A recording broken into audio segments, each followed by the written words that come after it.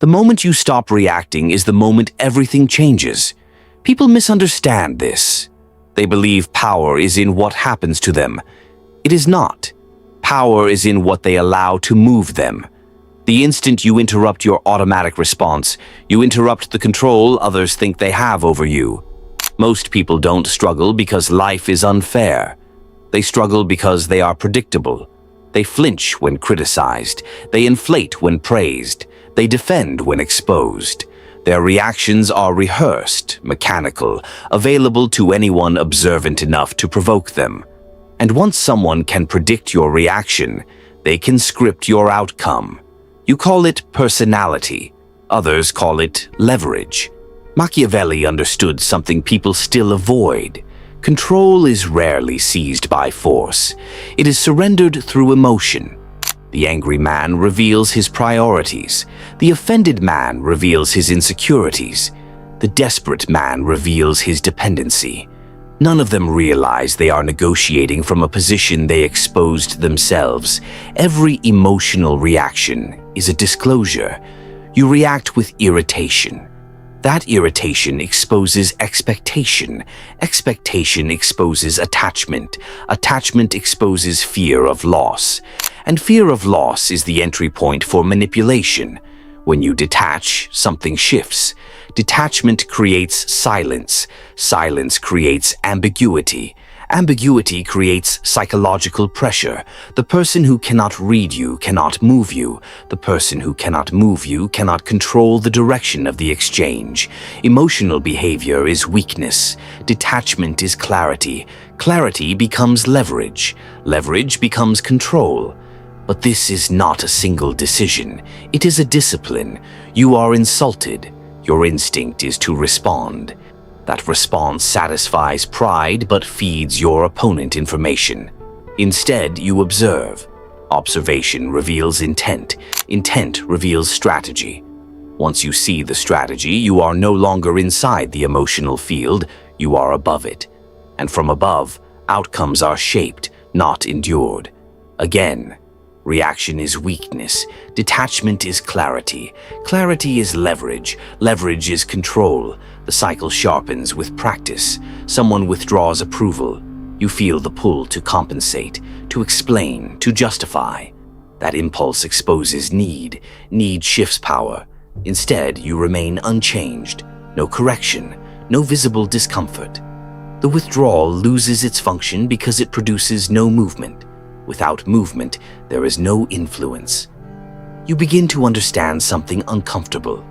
Most interactions are tests, subtle ones. Who will react first? Who will defend first? Who will seek validation first? The first to react loses ground. As your reactions decrease, others grow uneasy. They accuse you of changing.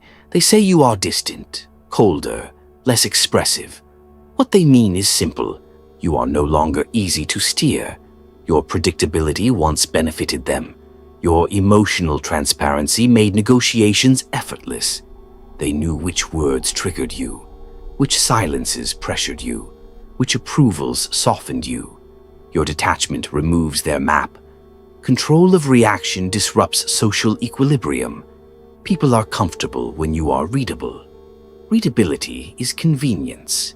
When you become deliberate, when your responses are measured instead of reflexive, they are forced to confront uncertainty. And uncertainty feels like loss of control. They may attempt to provoke you further.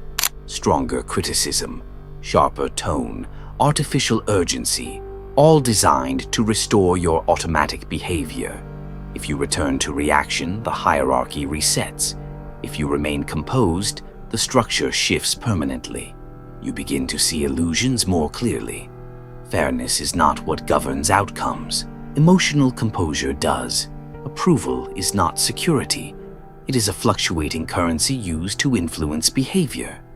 Belonging is often conditional upon compliance. Reputation is shaped more by consistency than by defense. Emotional transparency, when unmanaged, is exposure without strategy. You do not suppress emotion. You contain it. You experience anger without displaying it. You feel pressure without broadcasting it. You register insult without responding impulsively.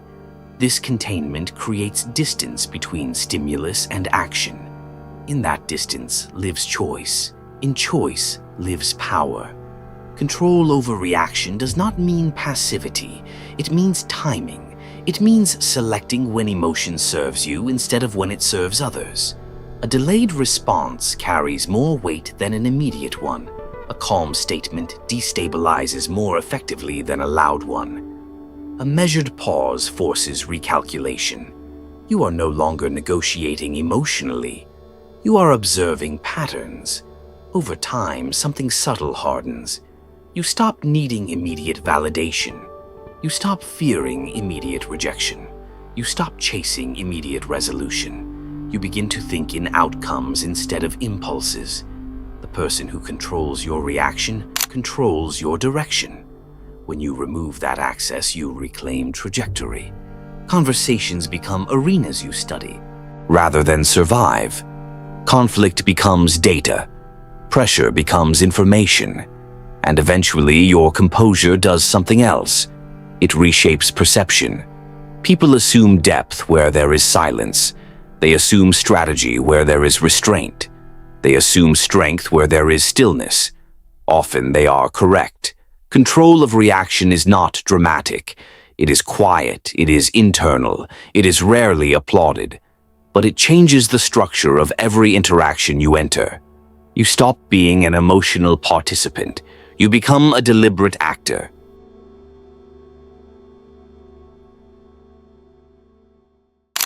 Thanks for spending time with us. If this sparked a new way of thinking, hit like and subscribe to keep the ideas flowing. And don't forget, check the description for the links to the original books and resources we used today. We'll see you in the next one.